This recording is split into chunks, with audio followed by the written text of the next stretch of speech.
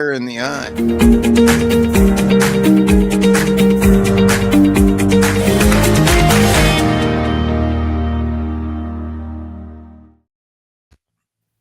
Hello and welcome to the Energy Realities podcast with Tammy Nemeth. How are you today, Tammy?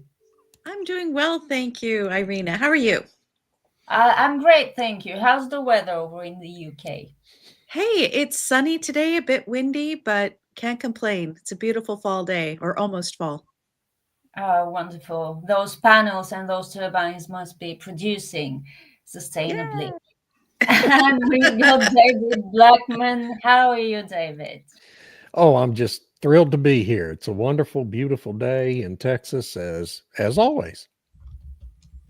That's great. You really love the place you live. I love I that. do. I love I the place do. I live too. You have a great landscape as a background as Yeah, that's well. the Texas Hill Country. I'm not there. It's fake. All right. And we've got Stu Turley, who is where today, Stu? I'm in Oklahoma today. I don't know if this can be seen, but there's the lake, and Ooh, beautiful. we've got a Wow. beautiful full moon. I've reformed back into my original shape here, so I'm no longer hairy. So we're ready to rumble after this full moon.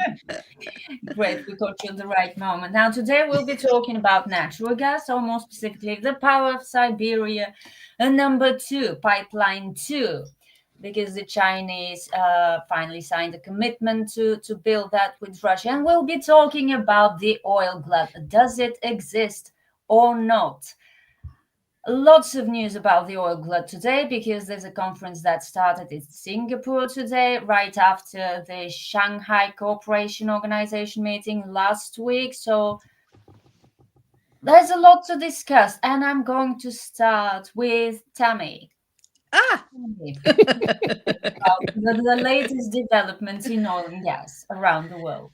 Oh, well, I think what was really fascinating about the Shanghai Cooperation Organization meeting is that it's this counter supposedly to NATO to some extent. About it originally set up as this kind of defense organization after the collapse of the Soviet Union, how to sort of make sure that there's reasonable security in that area and no terrorism and all that kind of stuff.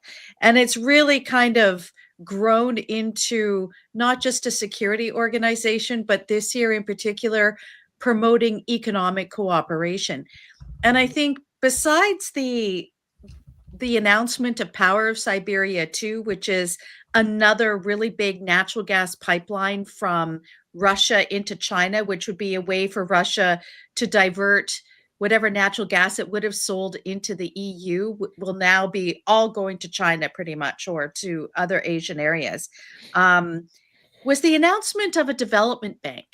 And I thought, wow, that's really interesting because there's already a BRICS bank that they set up in 2014 to sort of counter the World Bank and the IMF. And so now there's another development bank with seed money from China of 2 billion won, which is about, I'm not exactly sure what the exchange rate is, but I think it was something along $260 million or something like that. And so here's another counter to the World Bank and IMF to help build infrastructure. And they were talking about all these kind of different economic arrangements between the members. And I'm just going to give a quick rundown of some of the members because there's 10 main ones. There's China, there's India, Russia, Iran, Pakistan, and then Kazakhstan, Kyrgyzstan, Tajikistan, Uzbekistan, and Belarus. So some of those countries are also in the BRICS, but some of them aren't. I'd say about half of them aren't in the BRICS arrangement.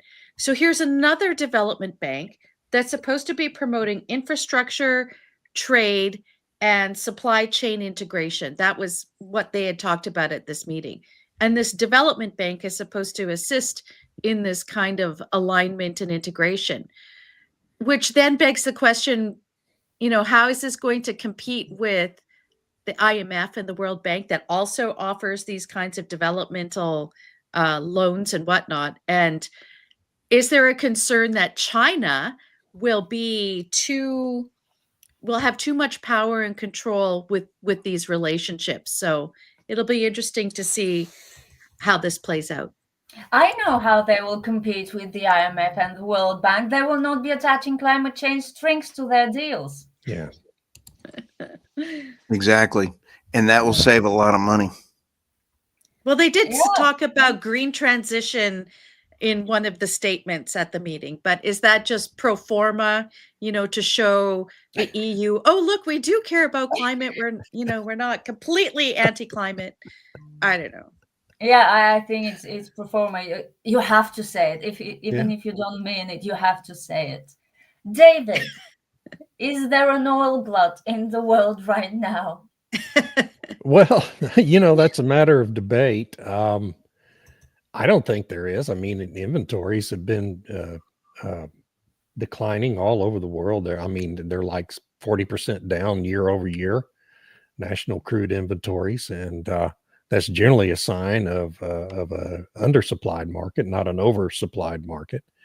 Yet the price continues to soften because signals coming from OPEC Plus, which again over the weekend announced more production increases beginning October 1st to put more oil on the market.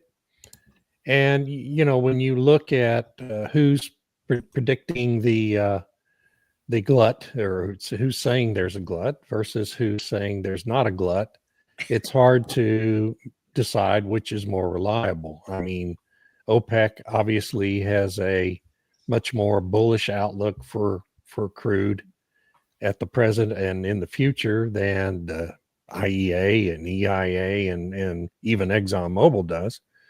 But at the same time, to me, we just had 3.3% growth in the U.S. in the second quarter this year. That's after a first quarter where we had essentially 0% growth, and a fourth quarter of last year when growth was also pretty low. That's an indicator that the U.S. economy is heating up. And that generally is a sign that the global economy is heating up. And that generally is a sign that that demand for crude is on the rise, not on the decline. So I think it's highly debatable whether there is a glut currently and whether it's going to get worse down the road. I frankly don't think there's currently much of a glut, if there's any at all. And that it's not going to get worse as the year goes on. I think the market's going to get tighter. And so I'm kind of wondering, when you look at how the market responded to the OPEC announcement yesterday, even though they said they're going to put more crude on the market, crude prices overnight rose by 2% in response to that, because it was less of an increase than the analysts, who are always wrong, expected. And so as is always the case, it's really hard to know exactly what's happening in global crude markets. And I suspect that's not ever going to change. But no, that was a long way around to saying, no, I don't think there's a glut. Yeah, especially the monstrosity that the IEA says will hit us next year, 3 Yes. million barrels daily. Yeah. But, Well, that's not going to happen. Yeah, it's not. But what I find kind of schizophrenic about oil price prediction, it's always been uncertain, of course, because you don't know what will happen tomorrow or next week. But this time it's really strange, because it has all become about perceptions. People expect OPEC to boost production, which OPEC said it would do, and prices go down. But when OPEC actually says by how much they will increase production, market says, well, that's not too bad. So let's buy more oil. Now, Stu, because I really love your take on events in Europe, how do you think Europe will be affected, if at all, by this new Power of Siberia deal between Russia and China, which will bring the total pipeline capacity from Russia to China to about the same as the combined capacity of Nord Stream 1 and 2, which is about 110 billion cubic meters annually? It's going to the EU and the UK need to get their act together if it's at all possible. It's going to absolutely realign the entire natural gas market in the world. And this is the Shanghai map. And if you take a look at this, there are observer countries, Afghanistan and Armenia. You have our Azerbaijan also had some real problems in this as over the weekend and stuff. So as we take a look at the map of the pipeline itself, 100. I mean, this thing is just huge. Here's the problem in this amount. This is from the IEA. You take a look at, here's where the map is, where the Siberia 2 pipeline is going to be rolling through.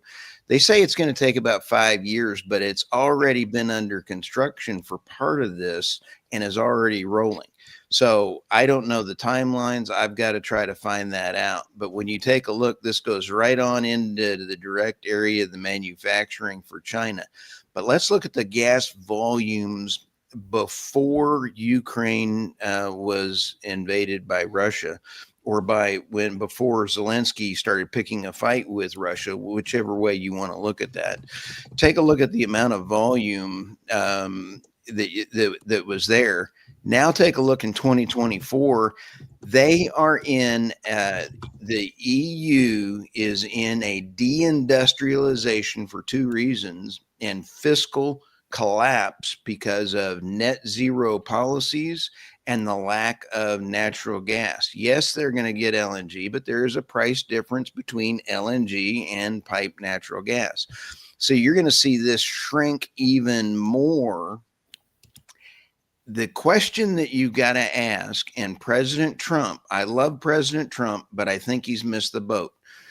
He says that he is going to crush the Russian economy by steeper sanctions. This great energy writer in the world has said sanctions don't always work as intended, I believe is one of the greatest lines ever said about sanctions. And President Trump, if you're listening to this podcast, you are wrong in how you're handling this one, because it is going to be a real problem. Yeah, but Trump has proven that he's quite flexible. He can change his mind if he sees that the pressure campaign is not working as expected. He could, go back and do something else. That he is an example that EU leaders should follow, because they are the opposite of flexible. They just double down and triple down again and again. I think this would be a real problem for Europe, because, as you said, there's the LNG, and they have actually made a commitment to buy a lot more LNG from the US, but this will not bring down energy costs. And now more industries are sounding an alarm. The steel industry. Let me add to this. China has not bought LNG from the US in the last several months, and they've already bought 3 loads of sanctioned Arctic 2 LNG from Russia. The third is already in port being loaded right now. So sanctions don't work as intended. And I think that this is going to bifurcate the world into the morons and the ones that are going to be successful. The morons are going to be the EU and the UK. And then you've got the head of the morons, the United States, trying to lead a pack of countries that are in fiscal failure. And I mean, we're talking the EU and the UK are in a really big fiscal. We have $35 trillion worth of debt we're trying to manage. So we've got the higher handicap group here. Which one's going to be the worst one out of this? Then you're going to have the bifurcation of China, EU. I mean, you're going to have the whole different India, Asia, everything else. I thought it was going to be the bifurcation of those following net zero and those following energy sanity. Boy, did I miss this one. Stu, what do you think about Patrick Devine's comment here? Europeans work well under pressure. Doesn't that agitate Yeah. against your EU theory of being morons? They I think he's being sarcastic. absolutely. I think he is, yes. I see that their open border policies have absolutely destroyed much of the EU, and the open border policies have destroyed the UK. We are about to see some very big social unrest. What happens in energy policies is you get high energy prices, you get social unrest, you get open borders, and you get all this done by the UK, the UN enforcing all this in there. You have countries like Poland going, no way, you bad man, you not Poland. They're going to be okay. It's the countries that have had the open borders that are going to be in some serious trouble.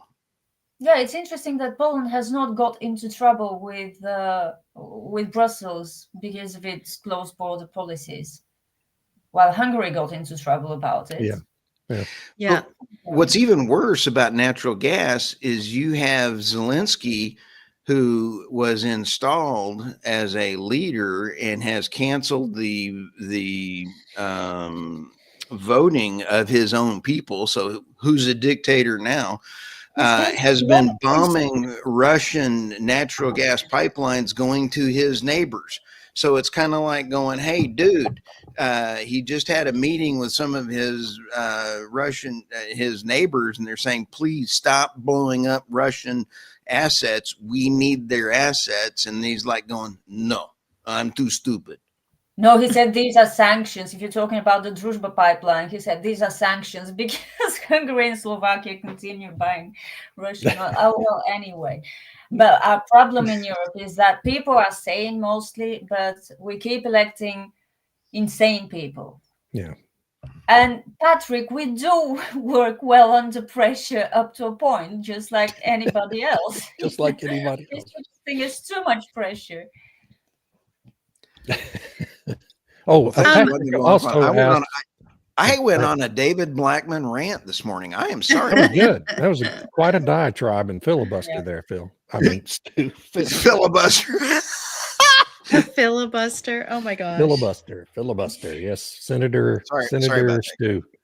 The other question Patrick had is, speaking of supplies, the U.S. government making progress on SPR? The answer is no.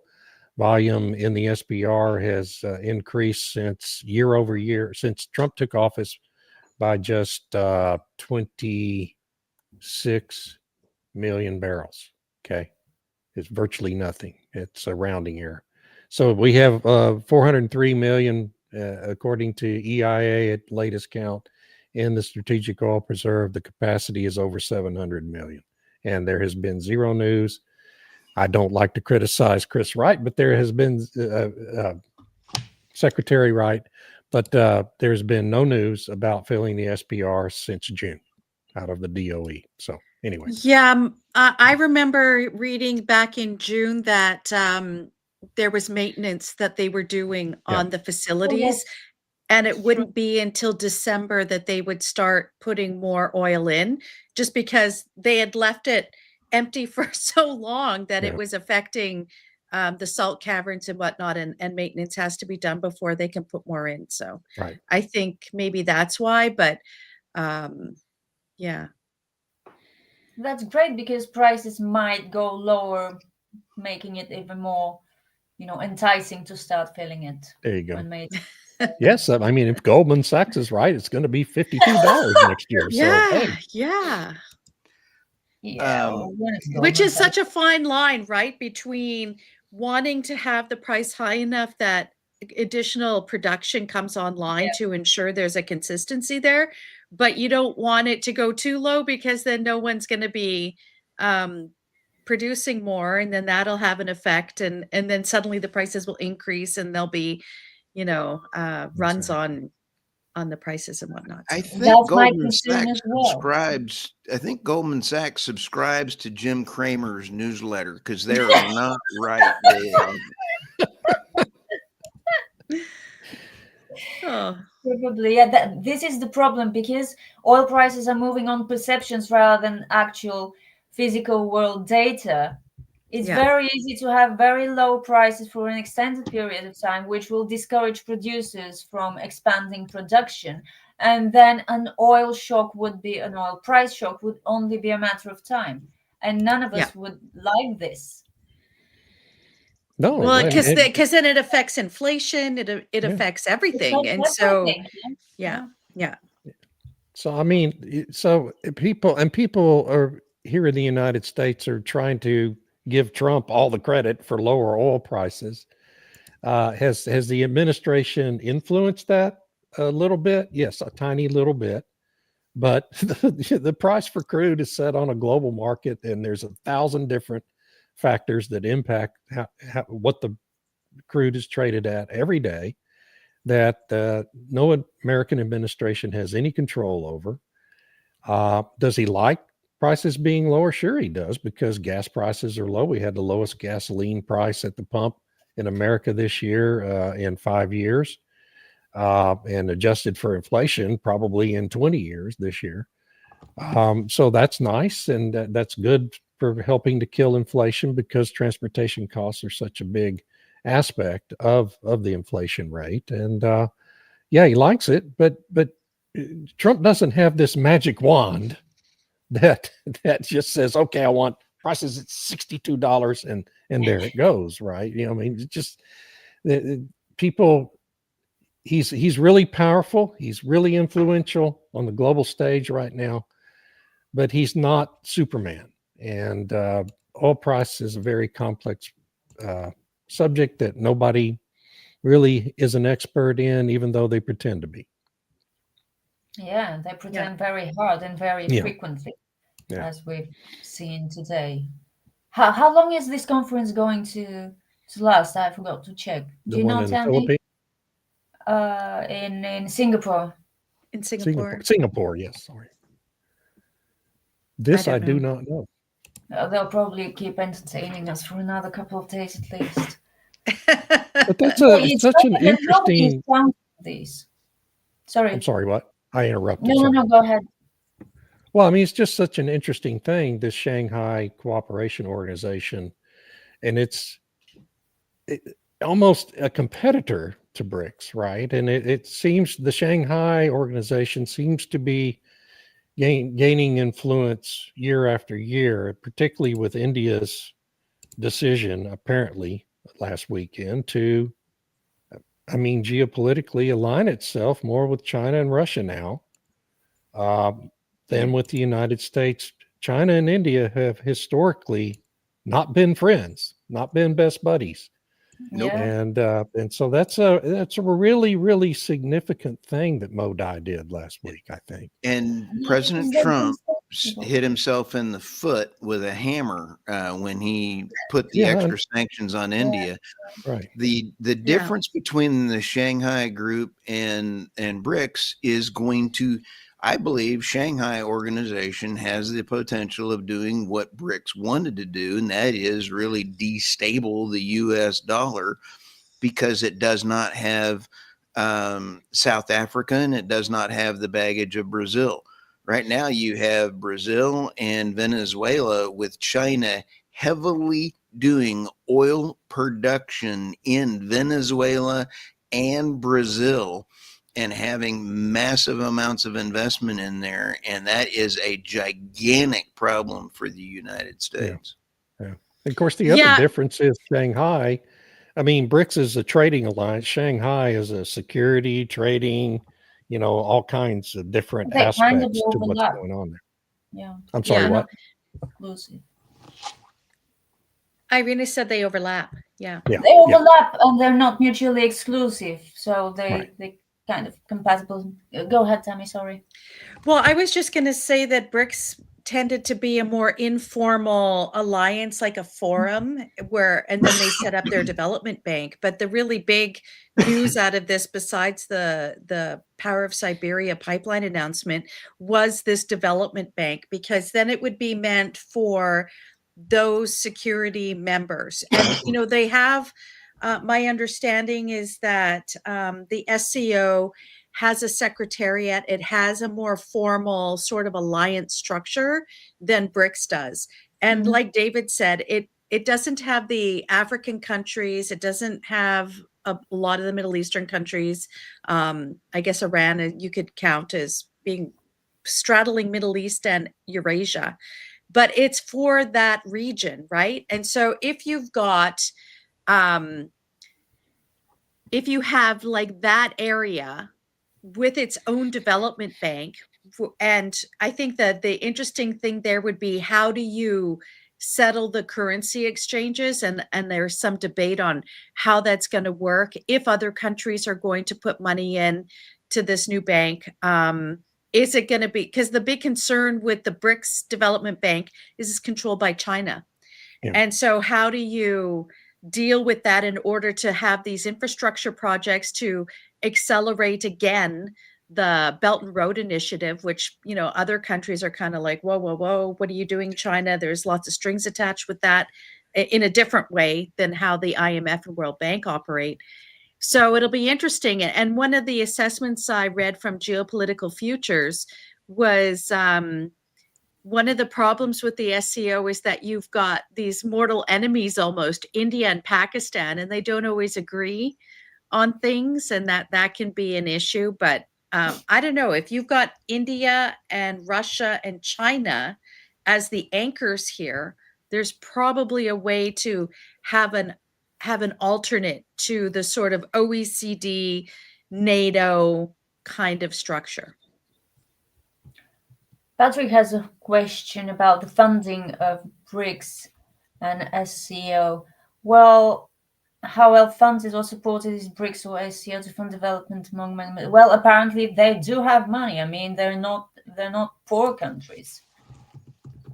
And they don't have kind of debt that the West has, so maybe they can afford to, you know, fund projects, infrastructure projects in the region. And some of these Central Asian countries have a lot of resources, natural resources. True. Yeah. Aren't both of the development banks at BRICS and SCO basically Chinese operations? Well, China has the money. China has the money. And so they put it in there, and then they create this kind of structure. And my understanding with the BRICS Bank, if I remember, is that other countries have put money in, but it's under the sort of Chinese banking structure. So it's got a lot of sort of Chinese and Russian people in charge, and some countries find that problematic. Gotcha. Hard to imagine why. I think what these developments actually show the rest of the world, if anyone is willing to listen, is that geopolitics and economic policies are not a matter of kindergarten disputes. Right. You don't have best friends. You have people you can work with to mutual benefit, which is why India can work with China despite their long-running territorial disputes, which is why India can be in the same organization as Pakistan. The two were close to a war just a couple of months ago. Right. Yeah, exactly. Yeah. I think this is a very important lesson that some people west of the Middle East need to learn, but they will not. Maybe all people west of the Middle East need to learn that. Well, maybe not all, but definitely some. Yeah. No, yeah, well, I mean, I think that's a really good point. And it's a very, very simple point, which should be blatantly obvious, but apparently is not.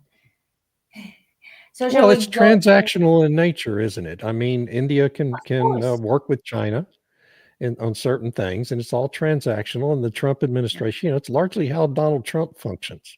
Everything's transactional. Yeah. But he gets himself in trouble sometimes when he's up at 2:00 in the morning, putting out truths on Truth Social and saying things that piss off Modi and Putin and Zelensky and I know he does some of those things for a good reason, but some of it just sounds like getting mad at 2:00 in the morning and saying things that the Caroline Levitt has to try to explain the next day. Well, nobody is perfect. Yeah, right. Exactly. Stories, Stories. Sure. Oh, boy. Okay. they're along the same lines, some of them. Yep. Okay, I think mine are not. You have LNG then. Yes. So part of the what Mark Carney has talked about and brought in was like one of the only things Parliament did when it sat for like all of 2 weeks after the election was this sort of national interest building bill. So basically, all of the different regulations and legislation in Canada that prevents pipelines and proper energy development from happening, none of that's been repealed. But they put in a new piece of legislation that back at the end of June is that it can be expedited 2 years. Decisions will be made by cabinet on what projects go forward. I mean, it's insane. Anyway, so part of that is that provinces were supposed to submit projects that they would hope would be considered on the short list that would meet the expectations and requirements, which are very vague, on what's a national interest project.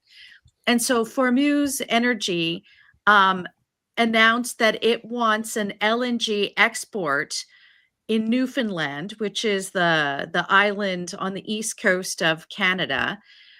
They want to put up an LNG facility there because they're promoting the development of some offshore natural gas fields. I forget what it's called. Jean d'Arc, I think, is the big basin. And they believe that there's an awful lot of natural gas there that they want to develop and then have an LNG facility to export that to Europe, which sounds great. So they're hoping that this would be considered as one of these national interest projects that will help promote the development of the Maritimes and so on. And this flies in the face of Justin Trudeau, who said there's no business case for LNG to ship to Europe or Japan or wherever. But it also flies in the face of what Alberta wants to do, because they wanted to extend this pipeline across Canada to the Maritimes and export its natural gas, mingle it with whatever they develop on the East Coast, but have an outlet there so that they're not stuck exporting strictly to the South or now to the one LNG facility on the West Coast of Canada. So this is good news in some respects for energy development, LNG development in Canada as a whole. Not so good for Alberta, but happy that there's at least something happening. The second story is titled AI Isn't Free. The first costs are on your bill and more are coming. And this is from the Epoch Times. Basically, AI facilities and data centers are being hooked up to the grid and customers are paying more for it. Instead of charging these companies a proper industrial price, the price is being flowed through to regular ratepayers, to regular customers. And some analysts have gone through and sort of unpacked what people are paying in certain jurisdictions, particularly in the East Coast by Pennsylvania, New York, New Jersey, and those areas. And it turns out that they're paying an awful lot more for their energy now over the past 3 months because of these data centers coming online, these AI ones that are consuming so much energy. So big surprise. A bunch of the grid operators were saying, well, if you're going to build a data center, bring your own energy. And it turns out that's not happening. So Tammy, is this because back east, I've noticed that many government data centers are asking for the additional transmission lines on taxpayer side of it, and they're government offices and data centers, so they're not having to go out and get their own power sources. So I'm trying to find out the difference between public or privately held data centers versus the governments, and I'm finding I don't have all the data yet, but the consumers are getting messed over in the drive-through because of the government.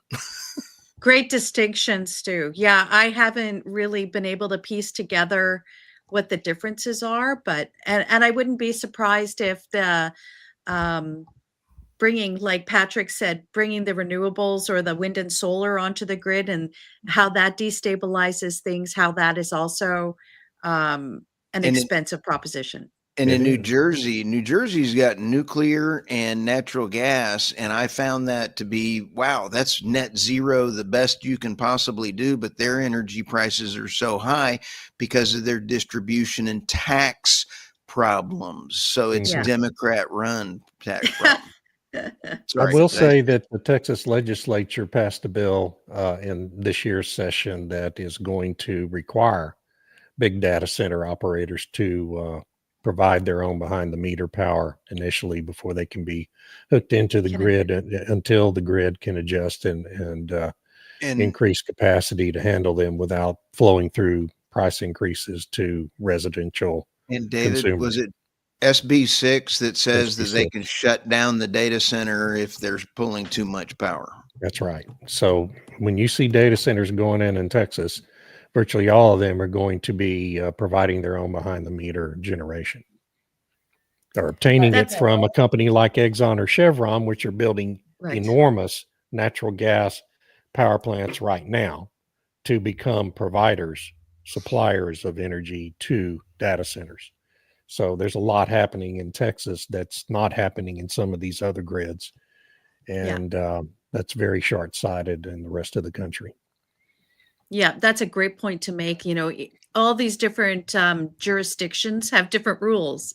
And you would think it would make more sense to do what Texas is doing, saying, you know, if you're going to be drawing so much energy off our grid, you need to be coming with your own before we hook you up or whatever. And whatever extra you have, then that flows to the grid. Yeah. And by the way, I just want to say one thing. Our Lieutenant Governor, Dan Patrick, takes an awful lot of crap from his fellow Republicans and all these really smart Democrats in Texas for being this far right-wing nut. Those provisions in Senate Bill 6 are there because of Dan Patrick. So I don't want to hear any crap about him and the grid problem. Anyway, that's just my diatribe for today. I'm done. That's it. Oh, you can find me on the Nemeth Report .substack.com. I try to publish every week, and I've got different podcasts up there every so often and articles. So check it out when you have a chance. Oh, this is me. Hey. So the first one, red state to house first of its kind recycling center for nuclear fuel. Basically is a story that it's good to be a red state right now. Oklo, a recycler of spent petroleum fuel rods, is opening a big recycling center in Tennessee because Tennessee is a favored state right now in the Trump administration. In the Biden administration, this facility probably would have ended up located in New Jersey or somewhere. But good for them. That's I think a growth industry that they're first movers on here in the United States. And Oklo has long been in this business, and I'm sure this center is going to be a big success and have a lot of demand for its products. Second one is U.S. power capacity set for a big jump as renewable growth slows. This was in Reuters last week. This is a significant story.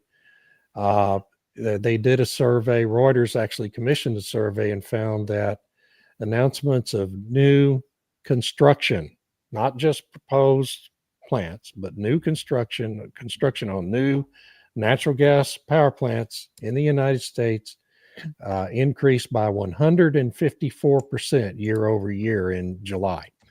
And so this is, just part of the reality that we've been talking about here, predicting here for the last 2 years, is now finally going into the construction phase in the United States.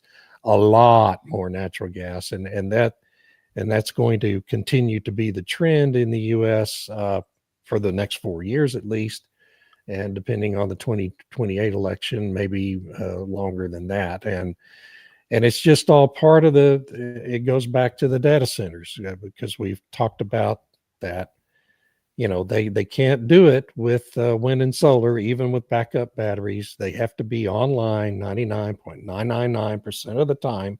It's their 5 nines uptime requirement.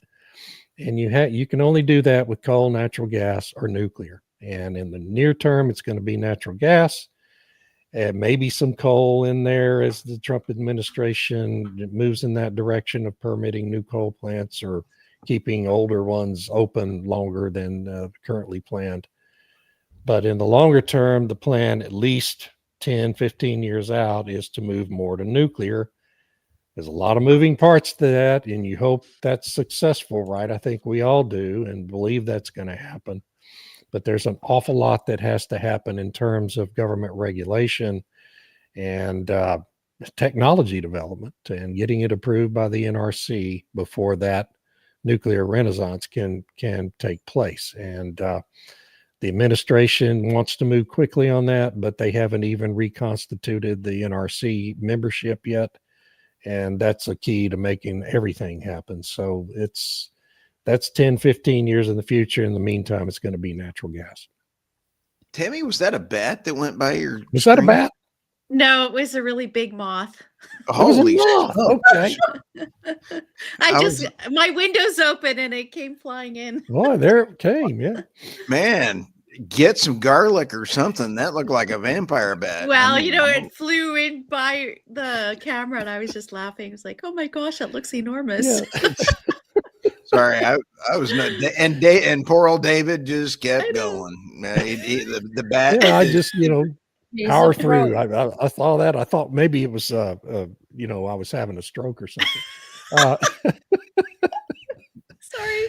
You can find me at Energy Transition Absurdities. I wish I hadn't named it that, but it's too late to rename it because everything is absurd and it's kind of redundant. But that's where you can find me, David or Blackmon.substack.com, and would love to see you there.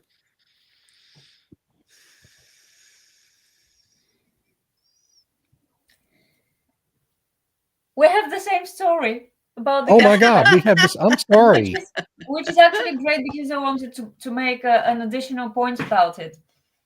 That wind and solar is slowing down and projects under construction or pre-construction there are declining because people are canceling projects. But at the same time, the Solar Power Industry Association keeps harping on about how cheap, how quick to install, and how reliable their energy is, their capacities.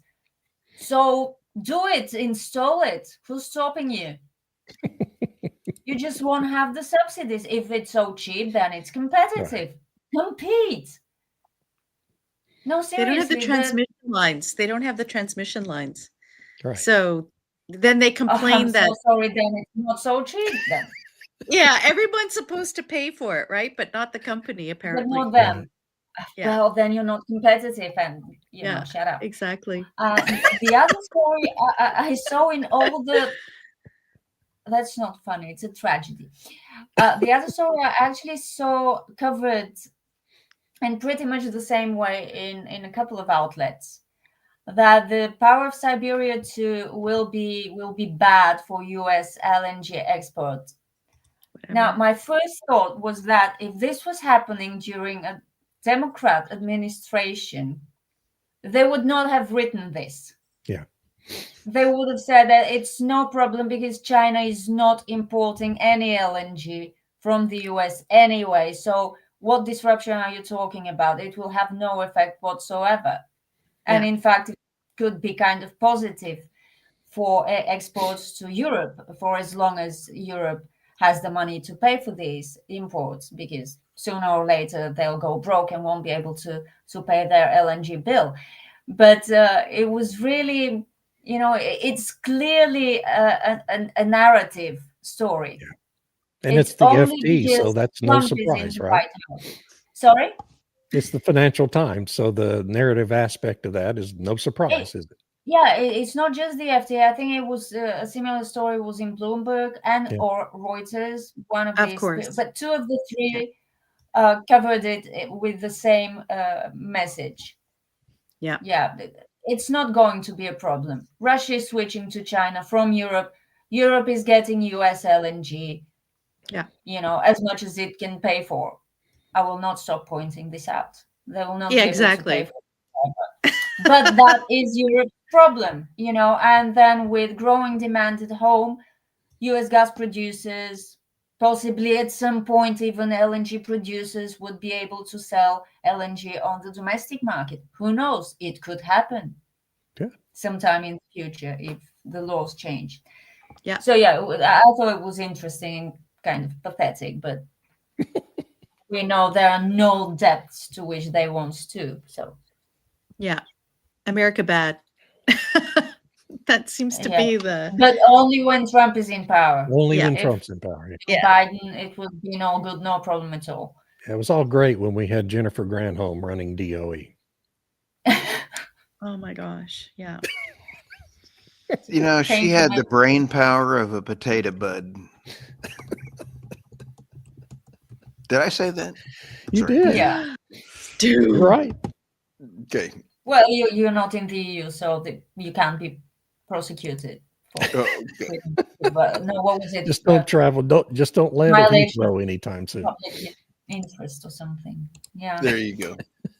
I rant at Irina Slav on energy. It's Substack. I try to be funny, but I can never be funnier than reality. All right. Let's get ready to rumble here.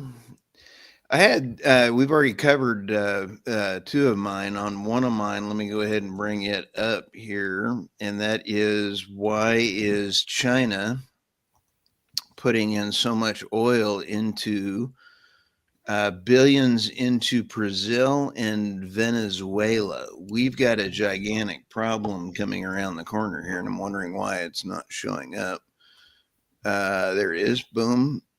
When you sit back and take a look at this, there is several $billion, 4.818 billion across 39 different projects, making it a 112% increase from the previous year into Brazil. The picture, however, in this article is actually a new drilling and production unit going into Venezuela. Like So Maracaibo. China is not only California is a national security risk for the United States because they're buying 70% of the Ecuadorian oil produced out of the rainforest produced by China. Thank you. I appreciate that. Thank you. Wow. So China is really in South America producing oil, and they're doing energy as an exports as a service through their oil companies. And I've been talking about this with energy dominance around the world is energy export as a service by using the United States companies by going out and doing drilling. China is already doing it in our own backyard. Yeah. So pretty crazy. And then you can go to, and you can find me on energynewsbeat.co or .com, whichever one, it routes you there. And then also on the Substack, theenergynewsbeat.substack.com. And I had my General Flynn interview got canceled. General Flynn and I will be talking again on the 15th. So that'll be kind of fun. Wow. So it just got That should be postponed, not canceled. Just postponed. He got double booked and had an overrun. So I'm going to get to visit with him. Looking forward to that one. I have a few other nice big guests coming on as well, too. Awesome. Woo! Way to go, Stu. Yay. At least I think I'm funny. You're funny. You are. You don't always Yeah. intend it, but you're funny. Kind of like me. I'll tell you what, we kind of ended up a little early here. I'd say we've still got a lot of material here. The thing that you brought up, Tammy, was phenomenal about the data centers and the cost of energy. Is I put out that on my Substack a little while ago. The biggest inflationary problem in the United States for the Trump administration are two things: California's national security risk, as well as the inflationary energy prices and how those are coming around. And as we found out, I didn't know about New Jersey. Nuclear and natural gas is 80% of their power. You would think that they would be in the lower section of the price range in the United States. They're not. Yeah, Yeah, but right. they're like No. California. There's so many taxes and fees, and then Yeah. all they've invested in these offshore wind ventures is And the just insane. 9% that they get from their wind offshore is expensive. Yep. Yeah, for sure. But those But- government data centers are going to be costly. Yeah, and it's interesting because it's like related to that story I sent around this morning where the civil servants in England don't want to use AI because of the net zero implications, because of the energy use using AI. And I'm thinking, so they didn't want to use a Microsoft's Copilot because they were testing it out on different elements, going through emails and summarizing stuff and whatnot. And the people chosen to do this this trial said, well, we have issues with the energy consumption and its impact on net zero and so on. And I was wondering, do those same people, do they then not use it for like ChatGPT for other things and stuff like that? I don't know. I found that interesting that they didn't want the government to be using AI because of net zero. It's really great how you never know when you brainwash people. You never know what all the unforeseen consequences may be. That's a good So point. it sounds like a boomerang effect. They try to make everyone worry about climate change and be more considerate and, consume less energy. And now you get civil servants who don't want to use an AI tool because it consumes a lot of energy and that's bad for the planet. I find this hilarious. And that's the government that wants to turn the UK into an AI superpower. I know. Right. How's that going to work? Tammy, if I could bring this one up, there's 2 points I'd like to add while we got a few minutes here. North Sea Energy would help Reeves fill her black hole by Catherine Porter. She is a class act, and I really appreciate her stories. And let's see if I can bring this in. It's processing here. This isn't exactly a excellent study of what not to do as far as energy policy is concerned for the UK. Holy smokes, Batman. This was a great article. Yeah, she did an amazing job just outlining the absurdity of the windfall tax that they've extended out till 2030 or I don't know, something. And so when Labour first took over the UK government, they said there was a 20 billion pound black hole in the finances. They're up to 50 billion now. This is the new narrative, that there's a 50 billion pound black hole. And so now they're going to have to go after people's pensions and all these different kinds of things. And Catherine Porter's arguing, well, if you didn't have all these stupid policies on North Sea development and the stupid windfall tax that punishes not big companies, but the small companies that have developed or taken over the oil and gas fields. And if you weren't trying to cancel leases and stop the development of these oil and gas fields, then that revenue could plug to some extent, not all of it, but some of that 50 billion pound black hole. But she does an excellent job of really clearly outlining what the policy mistakes have been and what they could do to fix the problem.